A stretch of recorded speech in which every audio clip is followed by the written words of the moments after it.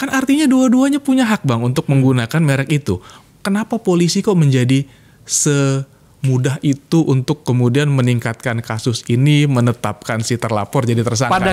Saya mencurigai ini isu tentang bisnis persaingan bisnis lah Bang. Polisi itu ketika menyatakan ini adanya tindak pidana, dia itu harus mendapatkan BAP dari ahli. Ahli itu diambil dari hukum, bagian hukum di Dirjen Haki. Artinya ketika ini naik ke tingkat penyidikan, artinya dari Haki itu sudah menyatakan ini melanggar. Oh, jadi nggak mungkin polisi ini tanpa ada pendapat ahli itu dia bisa menaikkan ke tingkat. Nah ini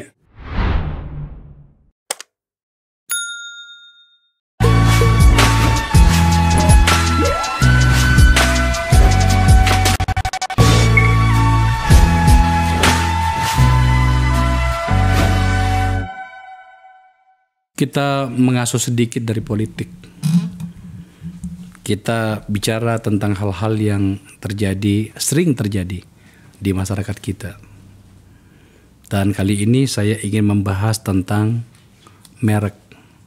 Saya nggak ngerti, semakin banyak yang datang ke kami itu mengeluhkan dan atau bahkan menggugatkan berbagai hal yang menyangkut dengan perseteruan merek. Nah, ya sudah, saya bahas. Kebetulan ada dokumen di depan saya, ada dokumen yang datang ke saya. Ini perseteruan tentang produk yang bagus, produk yang dibutuhkan dalam pembangunan, bernama produk baja ringan. Bukan cuma itu sih, sebenarnya banyak kita dapatkan di sini, tapi supaya kemudian kita fokus, maka kemudian saya angkat soal ini. Ada sebuah kasus terutama di pasar baja untuk wilayah Sumatera. Ada perseteruan antar merek. Bukan antar merek lah ya. Beda nama. beda pemilik, beda nama. Antara brand Kaso maksud saya, dengan brand Kasomax. Kasomax ya. Kasomax. Terdengar menjadi sederhana, tetapi menjadi tidak sederhana ketika kita urut bagaimana peristiwanya. Kaso sudah memiliki nama, sudah lama, dan sudah terdaftar di merek kurang lebih 12 tahun atau 13 tahun, saya lupa. Tetapi belakangan juga ada brand juga yang baru bernama Kasomax, itu dengan pasar yang makin berkembang, ternyata mengajukan brand juga Kementerian Hukum dan HAM dan diiyakan. Artinya masing-masing pihak ini sah sebagai sebuah merek, diakui oleh negara. Maka kemudian salah satunya keberatan dong. Dalam hal ini Kaso, brand Kaso itu tadi keberatan dan menggugat perusahaan pemilik Kasomax itu. Untuk membicarakan ini saya mengundang dua orang agar kemudian kita belajar. Hari ini adalah episode tentang belajar. Yang pertama adalah tamu, sudah pernah menjadi narasumber sini. Saudara Dr. Teddy Anggoro, akademisi tentang kekayaan intelektual dari Universitas Indonesia. Om Teddy, thank you ya. Makasih Bang undangannya. Kedua kalinya ya. Makasih Bang. Yang kedua adalah juga pakar hukum tentang hak kekayaan intelektual yang tampaknya banyak mengerti tentang kasus ini. Mas Nugraha Bratakusuma. Mas, salam. Panggilannya apa Mas? Biasa sih panggilnya Egi sih, jauh ya. Tapi gak apa-apa, Nugraha aja. Oke, Mas Nugraha ya. Oke, itu pembukaan saya. Boleh tahu nggak, sebenarnya Anda kan pasti mempelajari kasus ini kan? Mungkin Mas Nugraha ya bisa menjelaskannya. Apa yang terjadi Mas? Oke, jadi ada satu perusahaan memiliki merek Kaso dia. Dia sudah terdaftar mungkin di 14 tahun yang lalu. Lalu di satu lagi adalah perusahaan baru, bukan perusahaan baru, dia mendaftarkan di 2000-an, tahun 2020-an ke atas, yaitu Kasomax. Nah, pada prinsipnya si Kaso ini melakukan gugatan terhadap Kasomax dan di akhir dinyatakan batal. Tapi selain mengajukan gugatan, si perusahaan Kaso ini melakukan laporan polisi 2 kali di Bengkulu dan di Palembang ya. Palembang. Itu 2 kali yang menyatakan, yang satu SP3 dan yang satu sebenarnya sudah tersangka tapi mengajukan pra peradilan dan dibatalkan. Nah, yang menjadi isunya adalah Kaso ini adalah nama umum. Iya. Nama barang. Kalau kita pergi ke toko bangunan, mungkin di daerah saya kebetulan di Bandung dulunya, kita beli itu pasti dikasih batangan. Baik itu kayu maupun baja ringan. Baja batangan ya. Betul. Jadi kaso ini ada yang bilang kasau, ada yang bilang kaso, ada yang bilang kaso-kaso. Ini udah kata jenis barang. Yang dipakai di itu Rangka, ya? betul. Rangka itu. Ya? Jadi itu tuh udah kata umum. Kayak misalnya di kasus mungkin seolah-olah misal Bapak daftarin merek rumah makan Padang gitu untuk rumah makan Padang itu pasti ditolak. Kenapa? Karena dalam undang-undang merek itu tidak boleh sama dengan jenis barang sesuai dengan pasal 20. Jadi itu sebutannya tuh deskriptif. Nah, masalahnya pertanyaannya kenapa kaso bisa terdaftar di kantor Haki? Dan akhirnya bahkan melebihi itu ketika ada orang yang punya daya pembeda yaitu Kasomex. Itu dia terdaftar malah bisa dibatalkan sama merek yang sebetulnya secara hukum fundamentalnya itu salah karena dia deskriptif. Nggak bisa. Bapak mungkin misal contoh Bang Akbar daftarin merek misalnya baju itu pasti tolak. Tapi ketika Bang Akbar menulis baju Akbar Faisal itu mungkin bisa terdaftar karena sudah ada daya pembeda di situ. Akbar Faisal. Begitu juga dengan Kaso. Jadi dalam narasi Anda ini ingin mengatakan bahwa sebenarnya Kaso itu tidak layak sebagai disebut sebagai merek karena dia adalah benda. Betul. Jadi itu sesuai dengan undang-undang pasal 20 huruf B kalau tidak salah itu menyatakan bahwa barang merek tidak bisa didaftar itu jika sama dengan jenis barang. Lah, pertanyaannya pada bagian ini kenapa Kementerian Hukum dan HAM menerima itu? Mungkin ini di 14 tahun yang lalu, Pak. 14 tahun yang lalu itu Kementerian Hukum dan HAM mungkin ya saya kurang tahu mungkin masih belum baik-baik saja atau belum paham. Ya. Tapi posisinya adalah akhirnya maksudnya Kementerian Hukum dan HAM itu juga tidak memberikan pembatalan terhadap Kasomex. Kasomex kan terdaftar juga, Pak. Nah, sebenarnya itu poin kenapa sampai saya mau angkat ini. Gini loh, Mas Nugraha. Poin forum ini tuh adalah forum tentang bagaimana kita membicarakan tentang tata cara kita bernegara. Betul. Ini memang ini jauh dari karakternya Akbar Faisal Unsensor. Karena kita kan di sini politik ya. Betul. Tapi kan dari sini kemudian kelihatan bahwa ada banyak peristiwa ternyata dan itu dalam bisnis itu juga sebenarnya itu menjauhi tata cara bernegara. Betul. Apa yang saya maksud adalah Kasomex itu kan sudah terdaftar juga kan? Sudah terdaftar. Tapi kemudian kenapa proses di lembaga lain dalam hal ini kepolisian itu jalan dan bahkan orangnya tersangka. Contoh ginilah, Anda 2 orang, satunya punya Kaso, satunya punya Kasomex. Secara negara, secara aturan, Anda sudah kedua-duanya sah. Tapi karena Anda lebih dulu hadir, maka kemudian menuntut Kasomex. Kira-kira kan begitu. Betul. Dituntutnya adalah, saya belum baca secara total ya, tapi dianggap bahwa ini kok Anda menyerupai apa segala macam lah produk kita. Saya sebagai aparat keamanan kok ikut dalam alur permainan ini dan memproses Anda yang pemilik Kasomex saat itu dan kemudian menjadi tersangka. Untungnya ternyata kalau di Polda Palembang waktu itu dia bebas ya. Apa? Penghentian SP3 ya. Sekarang di Polda Bengkulu kami sudah kirim surat sebenarnya. Coba tampilkan supaya jelas diskusi kita ini ya. Kami sudah kirim surat juga sebenarnya ke Polda Bengkulu untuk bisa hadir misalnya sebagai narasumber pada acara ini. Juga kita sudah kirim surat kepada Mahkamah Agung. Ini kami kirim surat sudah lama sebenarnya. Itu untuk memahami dan mengetahui kasasi itu ditolak waktu itu ya. Ditolak kasasinya, kita pengen tahu ya. Oke, saya kembali pada formulanya. Itu diproses. Iya, betul. Maka kemudian saya sebagai orang mengatakan begini, lah kan ada kekuatan negara pada satu merek tadi bernama Kasomex itu tadi. Betul. Kenapa kemudian diproses? Itu loh Mas maksudnya. Betul. Jadi Pak Teddy ini dia dan ditempelkannya itu kan Kasomex bukan Kaso kan yang menempel pada barang baja ringan ya. Memang baja ringan ini dibatalkan Kasomex ini di pengadilan oleh si Kaso. Dan akhirnya batal. Padahal selain itu Pak Teddy ini nggak cuma punya Kasomex Pak. Dia punya Kasolum juga. Apa itu? Sama, mereknya jadi dia punya merek dua, terdaftar dua-duanya, Casomex dan Casolum. Cuman yang dibatalkan oleh si pihak Caso itu Casomex. Yang Casolum sampai detik sekarang masih terdaftar. Oh, artinya pihak Caso hanya mensu atau menuntut brand apa tadi Casomex itu tadi. Meskipun saat ini mereka mengajukan ini juga gugatan juga terhadap Casolum Sekarang saat ini. Oke, jangan ke situ dulu. Kita tetap fokus tadi pada soal bagaimana negara bekerja di sini. Betul. Karena di situ bidang yang sedang kami pelajari. Sebelum saya pindah ke Mas Teddy, menurut Anda secara hukum kenapa dua Polda lagi ya memproses ini?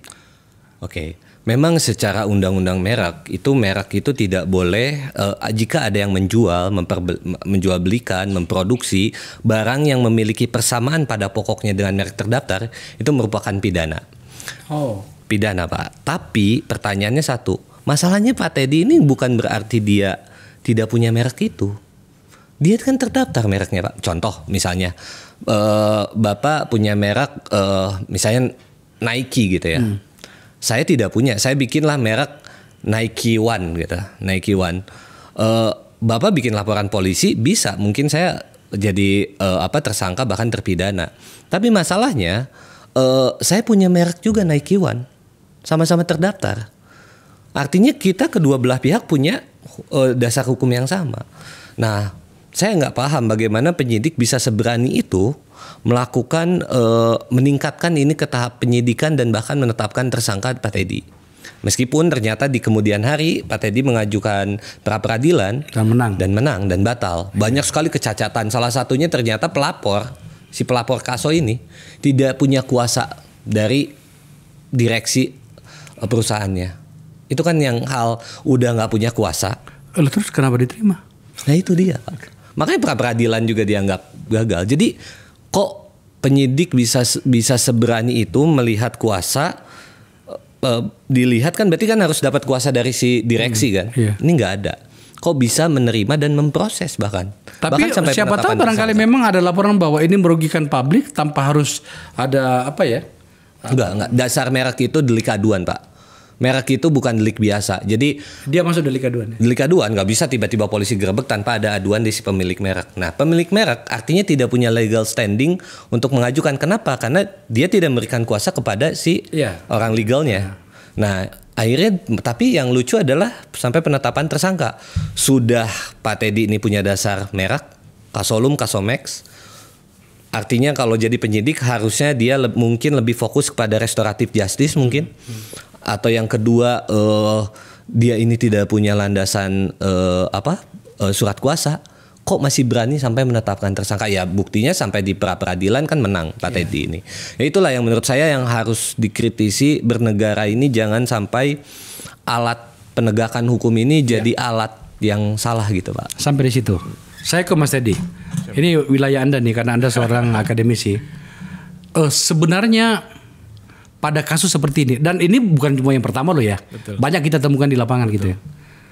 Itu seharusnya negara itu bersikap seperti apa sih? Okay. Kalau ditanya negara yang mana, katakanlah misalnya Kementerian Hukum dan HAM. Karena ini kan menyangkut merek nih. Betul. Si pihak Caso tadi itu menggugat Casomex karena mengatakan kenapa lu jual atau bikin merek yang hampir sama dengan saya? Betul. Sementara tadi Mas Nugraha mengatakan nggak sama lo, ada Max lo di belakangnya lo. Caso Max. You cuma punya Caso. Betul. Tapi itu adalah satu hal. Betul. Hal yang paling krusial di sini adalah kan ada wasitnya. Betul. Wasitnya bernama Kementerian Hukum dan HAM. Terkhusus lagi Direktorat Jenderal Haki. Iya. Kalau saya sebagai pihak Casomex, saya akan mengatakan gini, saya tidak bisa terkena pasal itu. Saya negara ada di tangan saya. Betul. Dalam bentuk izin itu tadi. Betul. Penggunaan merek itu.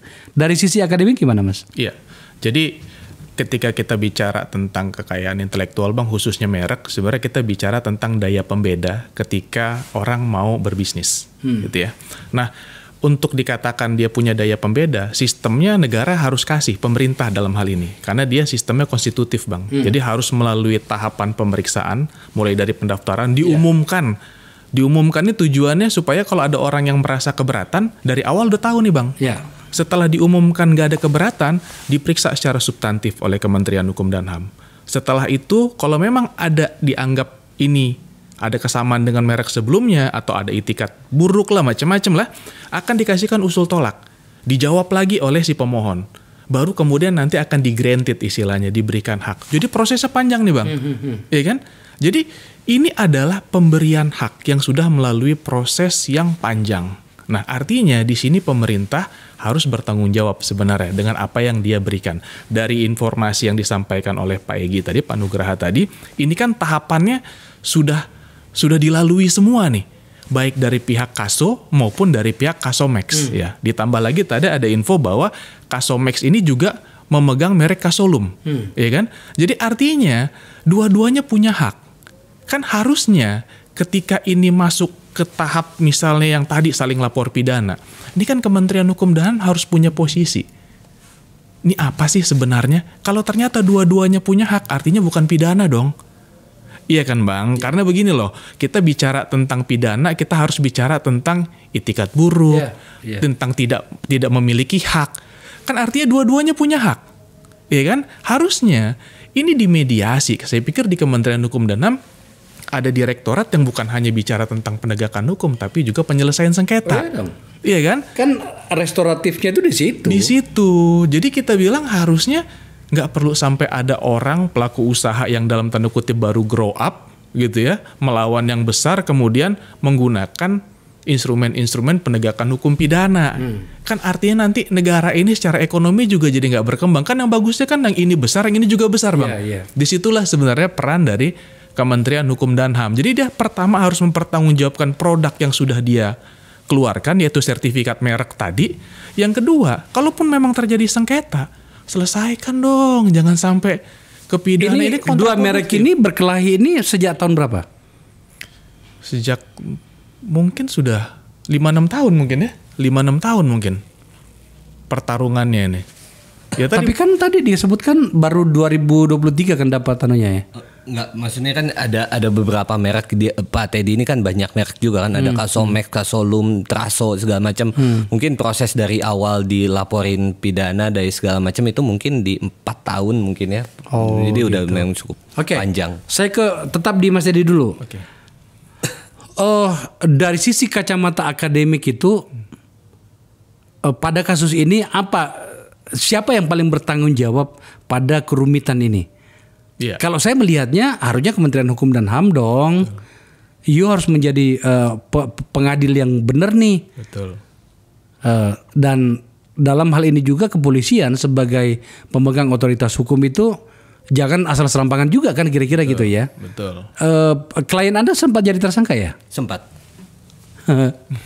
Oke, gimana seharusnya seperti apa Mas? Iya, jadi yang pertama tadi Bang, kalau kita bicara tentang Kementerian Hukum dan HAM, dia ini kan mengeluarkan produk tata usaha negara dalam bentuk sertifikat tadi kan.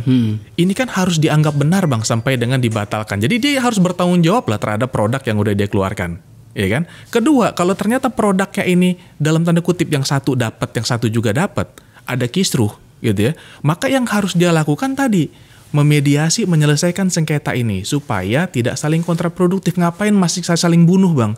Sekarang kita lagi butuh sebanyak-banyak ke usaha kok. Ngapain dia saling bunuh? Nah, berikutnya Bang, ke penegak hukum Bang, polisi.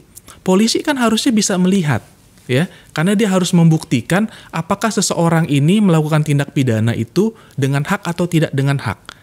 Jadi di pelanggaran merek Bang, pidananya itu bisa dilakukan oleh orang yang dia nggak punya hak. Ini kan dua-duanya punya hak. Ya kan, yang satu Kaso, yang satu punya Kasomak dan Kasolum. Kan artinya dua-duanya punya hak Bang untuk menggunakan merek itu. Kenapa polisi kok menjadi semudah itu untuk kemudian meningkatkan kasus ini, menetapkan si terlapor jadi tersangka pada gitu? Kasus ini gugatannya pihak Kaso kepada Kasomex itu saya belum baca sih. Apa anunya, gugatan utamanya apa? Dia minta kalau pidananya dia anggap dia tidak punya hak untuk menggunakan merek itu gitu, memperdagangkan merek Kasomex itu. Jadi tidak punya hak sehingga dianggap memenuhi syarat pidana merek gitu. Padahal sebenarnya selain dari merek Kasomex kan dia punya Kasolum. Bukan, maksud saya kalau seperti itu argumennya, apakah pihak Kasomex itu telah menunjukkan kepada pihak Kaso bahwa saya punya merek ini juga loh, terdaftar di Haki loh. Sudah ditunjukin. Ya, harusnya tanpa perlu ditunjukin, akses untuk mengakses Haki itu kan No, jangan pakai perasaan. Pada kasus ini dilakukan seperti itu nggak? Betul, kan buktinya terbukti dari dia menggugat Kasomex, kan dia berarti tahu. Dia tahu ya. Tahu. Dia kan menggugat mereknya Kasomex Pak Teddy itu kan. Artinya tahu. Gitu, dia juga saat ini menggugat Kasolum juga, belum menggugat merek Pak Teddy yang Traso juga. Jadi semua, jadi Mau digugat semua. Nah, jadi begini. Jadi sepertinya gini, merek itu kan memang lahir secara rasiologis itu kan untuk memonopoli pasar, tapi secara sehat. Nah, sedangkan kalau saya melihat ini sepertinya memonopoli dengan cara yang tidak sehat. Jadi yang Pak Teddy ini gugat semua gitu. Jadi memang lebih dari itu, masalahnya begini. Pak Teddy ini kan pebisnis kecil. Dia itu bagaimana dia bisa besar ketika ada tumpuan perdata 4 gitu ya. Gugatan belum pidana 2. Dia gimana mau berkembang, dia bisa mikir dagang besok gitu. Sedangkan tumpuan masalah ini. Jadi itulah yang harus di Tapi kan pertanyaan orang itu gini, Mas. Kira-kira logikanya Pak siapa itu, Pak Kaso itu ya, kepada Pak Kasomex itu, bro, kenapa sih kok tidak pakai nama merek yang lain, jangan pakai Kaso dong, kira-kira gitu kan ya. Ya itu mungkin anunya, logikanya ya. Tapi oke, sudah berjalan. Saya kembali ke Mas Teddy. Pada situasi seperti ini kan sudah dimenangkan ya, kalau saat ini sudah menang ya. Pra-peradilan sudah menang. Pada kasus apanya yang pra-peradilan menang? Yang dia menjadi tersangka sebagai yang menjualkan barang Kasomex. Menjual barang gitu ya. Artinya case close. Case close. Oke. Kita bicara sedikit secara akademik. Apa perbaikan yang kita bisa harapkan dari sini? Jadi Bang, aku melihat sebenarnya kalau dilihat dari redaksi undang-undangnya sudah oke kok. Seperti tadi gitu ya, barang yang sejenis atau jenis barangnya kan nggak boleh. Gelas kita daftarin gelas nggak boleh dong. Jadi ini undang-undang sebenarnya sudah melarang itu. Cuma mungkin updating gitu ya, kualitas SDM ini juga jadi isu nih Bang, sehingga mereka mungkin pada saat itu nggak update bahwa Kaso ini udah jenis barang, ya kan? Jadi satu ada isu itu. Terus yang kedua Bang, dari sisi bisnis. Sekarang ini Bang, hukum merek sudah jauh berkembang Bang. Jadi saya mau bilang begini, jangankan dia beda-beda sedikit, yang sama aja Bang. Itu banyak yang hidup berdampingan. Istilah merek itu coexistence, berdampingan. Jadi saya sering contohin ayam goreng Suharti dengan Suharti berdampingan Bang. Padahal beda. Yang satu gambar ibu, yang satu gambar ayam. Bener nggak Bang? Kenapa Bang? Karena trennya sekarang sudah mulai begini Bang. Sebanyak-banyaknya konsumen punya pilihan. Yang penting orang itu bisa tahu bahwa ini barang milik si A, ini barang milik si B. Sehingga kompetisinya Bang sudah bukan lagi mengklaim ini merek harus punya gua monopoli tadi gitu. Jadi ini tren Bang, tren yang harus kita accept gitu Bang. Di kemudian hari, apalagi berbeda Kaso, Kasomax, Taso, Traso misalnya gitu ya. Ya nanti tinggal masyarakat melihat. Atau rumah makan Padang pagi sore. Pagi sore sederhana Bang. Beda loh itu. Beda Bang, yang hijau dengan yang merah. Iya, kalau saya mau makan rendang yang enak di satunya. Yang satunya makan apa gitu kan? Iya. Ayam pop saya biasanya. Oke, ini menarik nih. Jadi terus perkembangannya sudah begitu Bang. Jadi saya bilang kalau kemudian ada perbedaan dari sisi tertulis fonetik, penyebutan maupun arti, meskipun tidak secara signifikan, tapi dia itu memberikan pilihan kepada konsumen gitu ya, itu bagus Bang. Harus berpikirnya sudah mulai begitu. Nah, saya mencurigai ini isu tentang bisnis persaingan bisnis lah Bang, gitu kan, persaingan bisnis yang sudah mulai kalah, sudah mulai terganggu sebelum dia makin besar, dia pakai instrumen yang sudah ada. Sayangnya adalah ini aparat-aparat yang harusnya berwenang, Abang bilang tadi, misalnya Kementerian Hukum dan HAM di JKI, kemudian mungkin kepolisian gitu. Kok menafsirkan undang-undangnya nggak ke arah yang pro supaya persaingan itu jalan gitu loh. Kan begitu gitu Bang. Ya memang tadi dikatakan tujuannya buat monopoli, tapi monopolinya juga bukan monopoli yang kemudian bisa sebebas-bebasnya. Ya kan, ketika kualitas dia jelek ya sorry. Ya kan gitu Bang, kayak Abang tadi bilang pagi sore ya gue mau rendang, ngomong yang di sini lah. Nggak boleh dipaksain mau harus ke sana, yang ini nggak boleh gitu. Kan jadi begitu Bang, ini perkembangan loh Bang.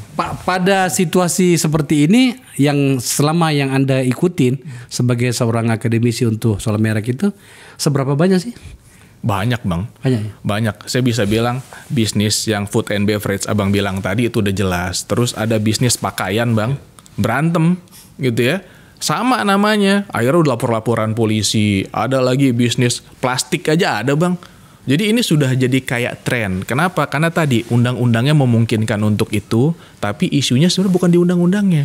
Orang yang menjalankan atau pejabat yang menjalankan undang-undangnya ini tampaknya terlalu sederhana gitu lah untuk menafsirkannya gitu kan, sehingga terpenuhi unsur orang tersangka, ujung-ujungnya ketika di challenge di tempat yang lain dibatalkan, kan kurang lebih begitu. Tapi Bang. kalau mengikuti cara berpikirnya Anda ini, Bro Teddy, berarti sebenarnya teman-teman bidang merek di Kementerian Hukum dan HAM itu, HAKI itu sebenarnya sudah berpikir maju.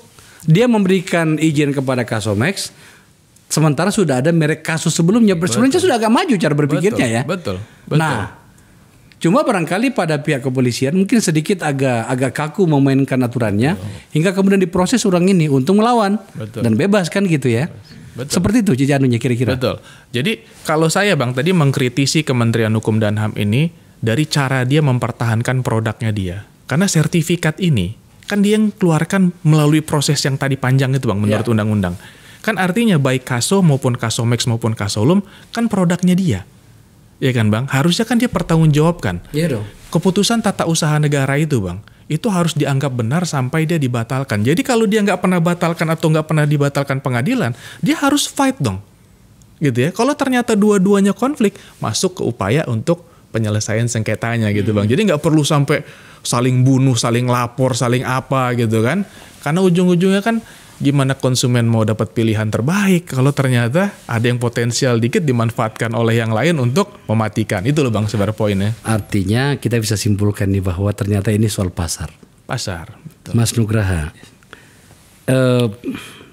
seberapa keras ini, karena kita bicara tentang pajak nih, seberapa keras sih pertarungan di industri ini? Sebetulnya begini ya, dalam konteks semua bisnis tuh pasti ada pesaing, pasti ada barang bagus tidak bagus dan segala macam Pak. Jadi makanya selama dia punya merek, itulah value dari si barang itu sendiri. Cuman masalahnya kan pelawan dari Pak Teddy ini kan ada perusahaan yang sangat besar. Perusahaan yang Pak Teddy ini termasuk pengusaha bukan baru lah, pengusaha yang lagi growth. Dia bahkan punya satu brand, bahkan brandnya ini sebetulnya melebihi brand dia yang lain. Namanya produknya Sunplus. Sunplus ini jauh sekali dengan kata Kaso kan. Brand ini cukup berkembang, dianggap bagus tapi dengan harga murah. Jadi tapi kan Sunplus ini nggak bisa dibatalkan karena berbeda dengan Kaso. Sedangkan merek-merek Pak Teddy seperti Kasomex, Kasolum itu kan akhirnya didaftarkan. Nah, cuman pertanyaannya kan tadi Bang Akbar tanya, kok lu pakai nama Kaso sih gitu? Kenapa kan lu Sunplus juga jalan nih gitu misalnya. Jadi begini Bang, dalam merek itu ada namanya spektrum daya pembeda. Spektrum daya pembeda itu dari yang mulai ini pasti 100% terdaftar sampai ke nggak mungkin terdaftar. Ya. 100% terdaftar tuh biasanya disebutnya inventive marks atau kata baru. Contoh misalnya merek Kodak, Yamaha itu benar-benar sebelumnya nggak ada kata. Jadi dia terdaftar atas nama Yamaha, dan kalaupun orang lain mau daftarin merek dengan mirip Yamaha apa atau apa, itu kemungkinan ditolak. Karena dia benar-benar eksis secara pribadi sendiri. Lalu ada merek namanya Arbitrary Marks, di mana merek ini dia tuh mengait-ngaitkan dia ada barangnya tapi tidak terkait dengan jenis barang. Contoh BlackBerry, Apple, itu udah ada, katanya udah umum, tapi dia tidak terkait dengan produknya.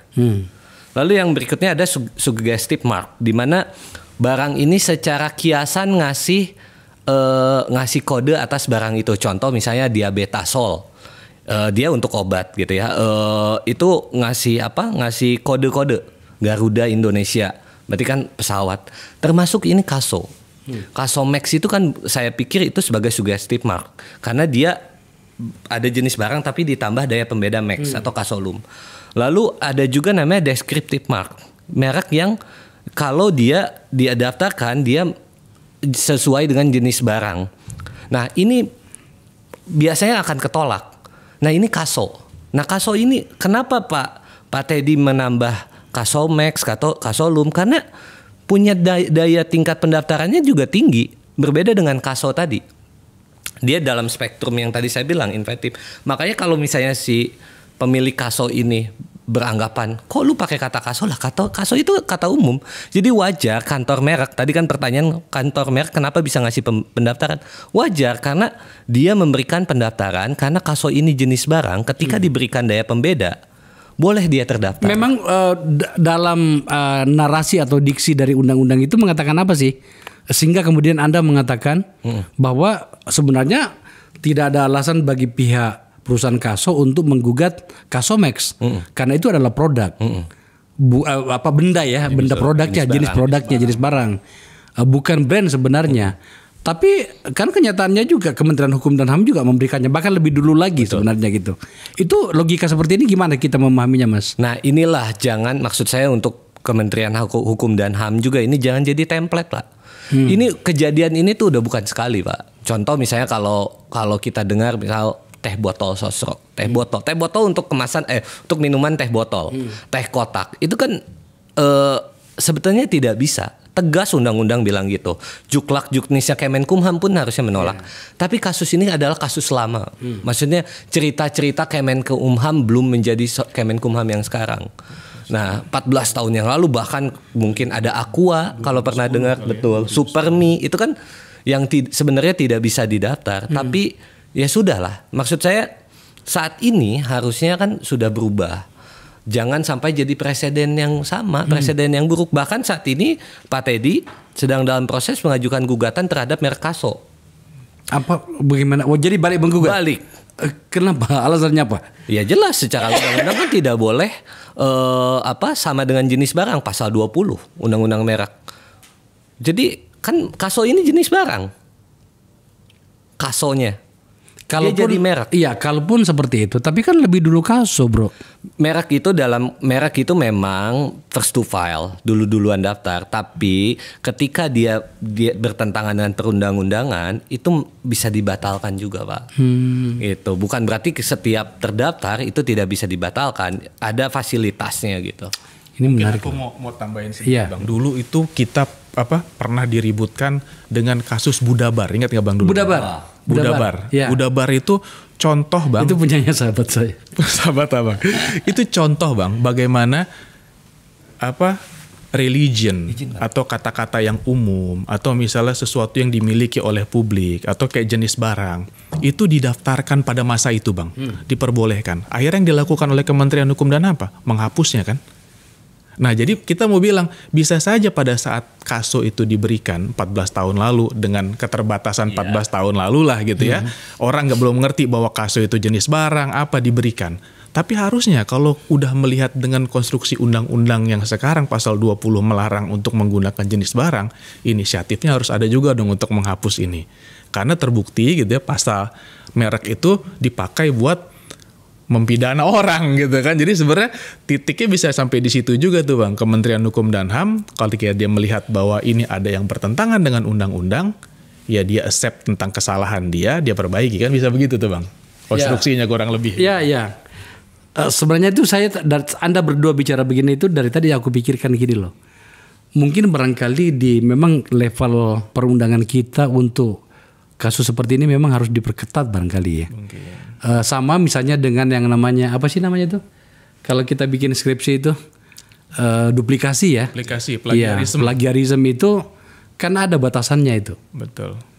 Berapa kata di dalam tulisan itu udah langsung dikatakan plagiarisme. Kecuali betul-betul produknya sama. Tidak bisa dibedakan satu dengan yang lain.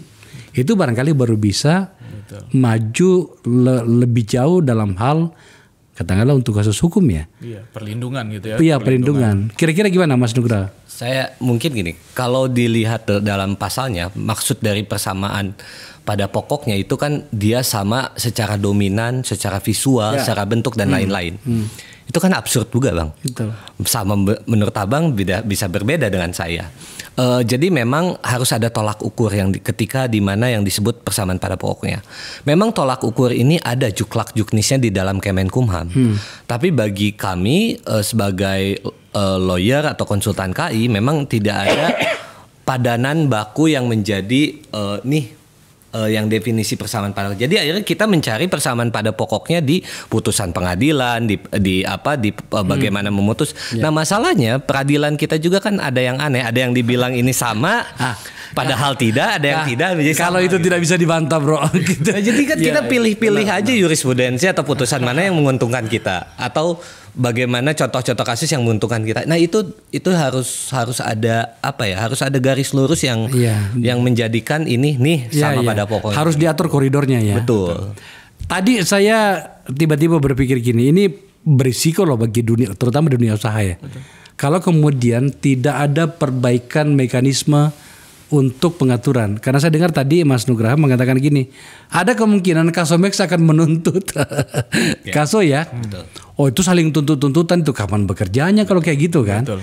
Coba Mas Edi, coba kita berikan jalan keluar atau masukan bagi komunitas usaha, bukan hanya di luar, di Baja saja ya, di luar yang lain itu, agar kemudian itu bisa terhindarkan seperti ini. Iya, kalau dibiarkan mereka fight Bang, jadinya begitu. Kan dia bilang, lu bisa gugat, emang gue gak bisa gugat ya kan? Mau sampai kapan tapi Bang?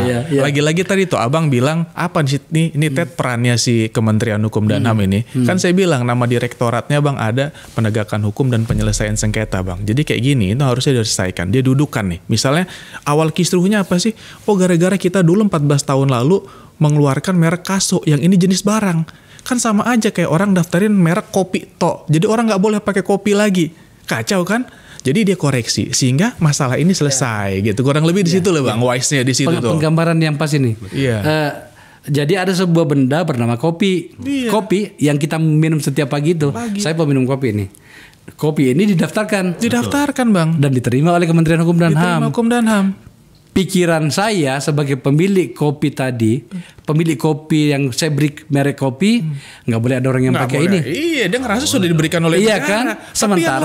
Sementara sebenarnya kan kopi ini adalah benda. Iya, harusnya disebutkan di situ kopi Akbar Faisal, gitu kan? Betul. Nah, itu daya pembeda itu. Dalam hal ini pihak Kasomex itu tadi melakukan itu. Iya. Dia tambah Kasomex. Iya, dan kemudian Kementerian Hukum dan HAM Dirjen Hakinya mengatakan oke. Digugat. Diterima oleh kepolisian, tersangka pula. Tentunya bebas. Dibatalkan pula. Itu kan cara berpikirnya tuh agak aneh. Coba lihat pemirsa pada bagian ini kan tampaknya memang kita masih harus belajar banyak nih. Ada banyak masalah-masalah di ruang publik kita nih yang tersaji seperti ini. Betul. Sekali lagi saya katakan, bukan yang datang ke meja kami, ke meja redaksi kami, itu bukan cuman Kaso ini. Betul. Saya tahun lalu pasang Kaso di rumah saya. Pakai apa tuh mereknya? Nggak tahu mereknya apa gitu kan. Nah, coba kita beri konklusi teman-teman sekalian, karena Anda orang-orang yang paham tampaknya itu. Pada kasus ini kita kembalikan, Kasomex dituntut, kemudian ternyata diproses oleh kepolisian tapi bebas. 2 kali ya, di 2 polda. Polda Kalimantan Sumatera Selatan dan Bengkulu. Yang satunya dinyatakan apa? SP3. Kasus SP3 dihentikan kasusnya. Apa alasannya waktu itu? Karena dianggap berbeda mungkin ya. Karena dianggap berbeda. Tidak ditemukan tindak pidana, tidak memenuhi unsur. Oh, jadi kepolisian Sumatera Selatan memutuskan bahwa ini tidak bisa dilanjut. SP3. Iya, SP3 ya. SP3. Oh, lumayan tuh. Iya. Kepolisian berani mengeluarkan putusan seperti itu kan. Tetapi kemudian ternyata pemilik Kaso ini, brand Kaso tadi, mengajukan gugatan baru tapi di polda yang berbeda. Betul. Di Polda Bengkulu. Betul. Diproses. Masuk pengadilan. Kalah. Peradilan kan? Iya, kalah Kasomexnya. Iya, dibatalkan. Di gugatan perdata kalah. Kemudian majukan pra peradilan, menang Kasomexnya. Kasomexnya menang. Kenapa sih kok kita bernegara ini rumit banget ya? Betul. Ini baru satu merek loh. Bagaimana dengan puluhan ribu jutaan merek gitu? Betul. Repot kita kalau kita tidak punya mekanisme ya. Betul. Mas Teddy, apa masukan Anda? Jadi menerapkan undang-undang Bang, itu nggak cuma sekedar kita baca, nggak cuma sekedar kemampuan kita.